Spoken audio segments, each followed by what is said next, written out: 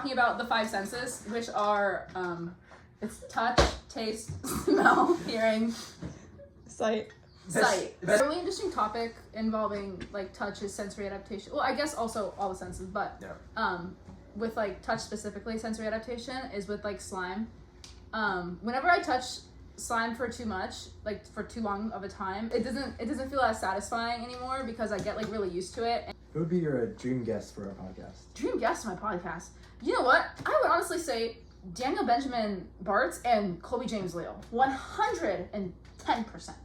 So we brought some guests on the podcast to talk about their senses. So we have Daniel Benjamin Bartz and Colby James Leal with us here today. And so, Daniel, would you mind going and giving an example of a sense? Well, first thing that I noticed was the face paint you guys are wearing. Yeah.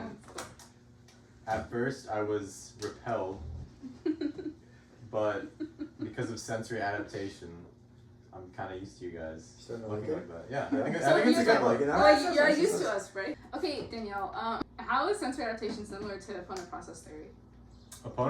So opponent process theory is when negative after images are burned into your retina after you stare at an image for too long.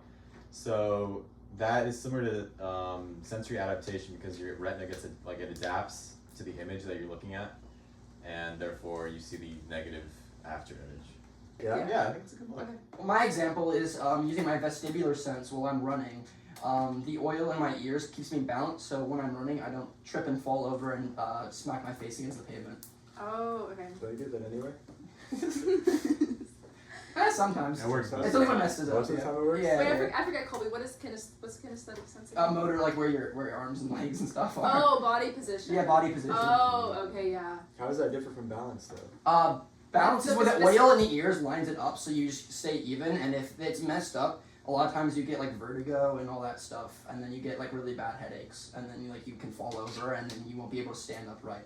Motor is just being aware of where each limb is, so not motor, I mean kinesthetic. So like if your arm's behind your head, you know it's there even when your eyes are closed, or if it's like behind you.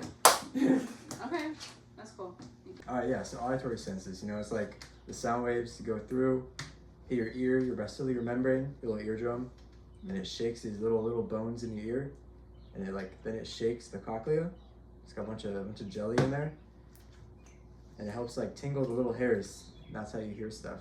Like when you hear that ringing. The ringing, the tinnitus. That's those little hairs. It's when they're dying.